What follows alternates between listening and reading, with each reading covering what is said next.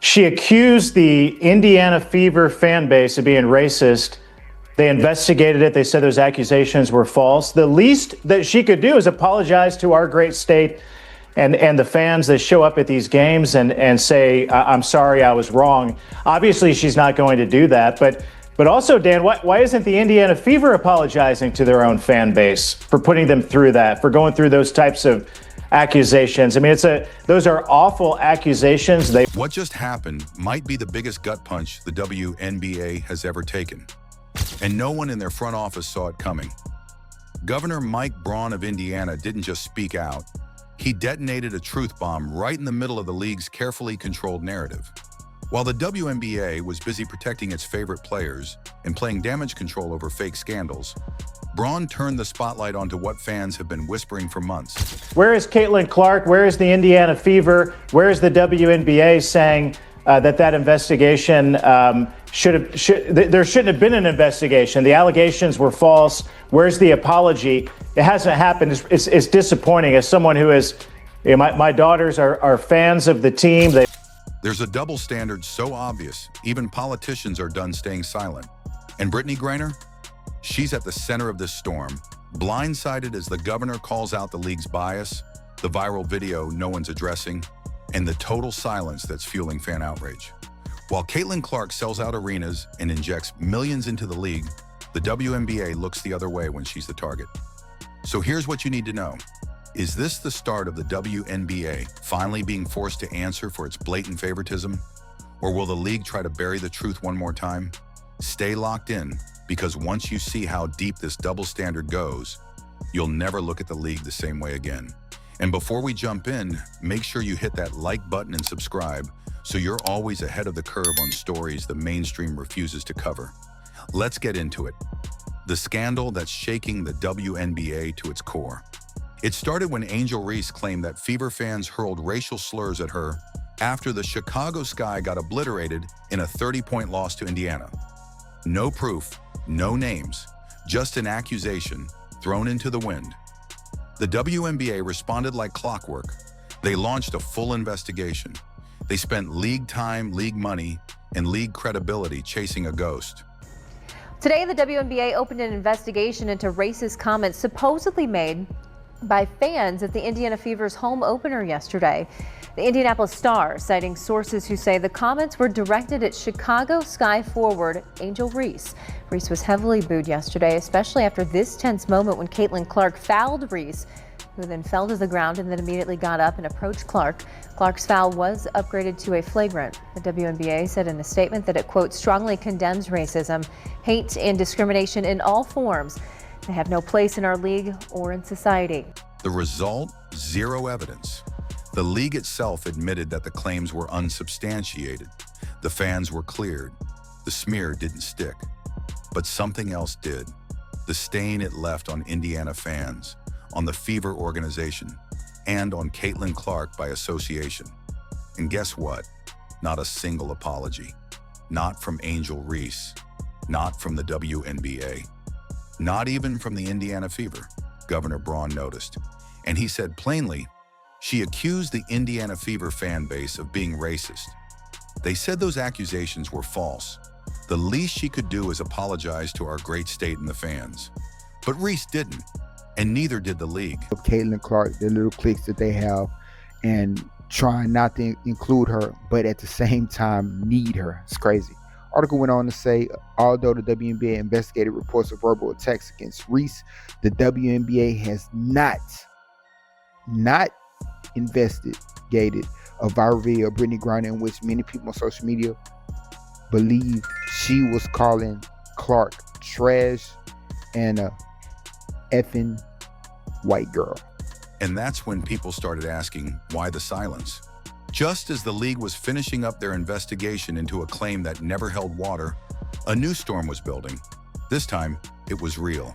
A video, a clip, a moment caught on camera. Brittney Griner, during a post-game outburst, appeared to call Caitlin Clark trash, and even more explosively, a fucking white girl. You watched that, right? And millions of fans saw it. The clip went viral, sparked comment sections, and lit up message boards across the internet. But something strange happened. The WNBA said nothing. Griner said nothing. No clarification, no statement, nothing from the league, not even a denial. Defenders of Griner came out quickly, claiming she was actually talking about a ref's bad call. They said she was frustrated and called the call fucking whack. But the question lingers. If that's true, why not just say it? Why not clear it up? Instead, we get silence. Deafening silence. And that silence is what drew the governor in. Indiana's Governor Braun stepped up and didn't mince words. He saw the double standard plain as day. He said, "I think if there was some look into what Angel Reese did, I think it would be good to put that to rest as well." That wasn't a request, that was a shot across the bow. He called out the hypocrisy of investigating fake racism claims while ignoring an actual video that looked, to many, like a racial insult. He reminded the world that this isn't just about basketball. It's about respect, about fairness, about not letting the most loyal fans in Indiana get smeared, to protect certain players from criticism. And that's where things get uncomfortable, because Governor Braun said what a lot of fans already knew in their gut. There's a protected class in the WNBA. Some players get a shield, others get a spotlight on every misstep. Caitlin Clark can't sneeze without being accused of disrespecting the league. Every foul she takes gets brushed off as deserved. Every move she makes gets dissected as problematic. Meanwhile, players like Griner, they can allegedly say something caught on video, and the league develops amnesia. Griner's defenders claim she didn't say it. That's fair. But again, if that's true, why the silence? Why the lack of clarification? The answer might be exactly what you think. The league protects its favorites. It moves at lightning speed when someone like Reese feels attacked. But when Clark or her fans are under fire, they slow down. They wait. They hope it just goes away. But this time it won't, because Governor Braun just raised the stakes. He's not alone either. Senator Jim Banks also called on the WNBA to apologize to Fever fans for putting them through an investigation based on nothing. This isn't a publicity stunt. These are elected officials from Indiana saying that the league's actions are not just tone deaf, they're damaging. Economically, culturally, emotionally. They see Caitlin Clark for what she really is. Not just a rookie, but a movement. She's a once-in-a-generation player who's pulling national attention into a league that's never seen numbers like this. Gainbridge Fieldhouse, sellouts every game. Merch, off the charts. Media attention, sky high. Clark brought a spotlight, and the league seems uncomfortable under it. Governor Braun understands what Caitlin Clark means to Indiana. He understands how she's reignited basketball passion across high school gyms and college arenas. He said it plainly. Caitlin Clark and the Indiana Fever are the best gift the WNBA has ever had. And yet the WNBA treats her and her fans like a problem to manage, rather than an opportunity to celebrate.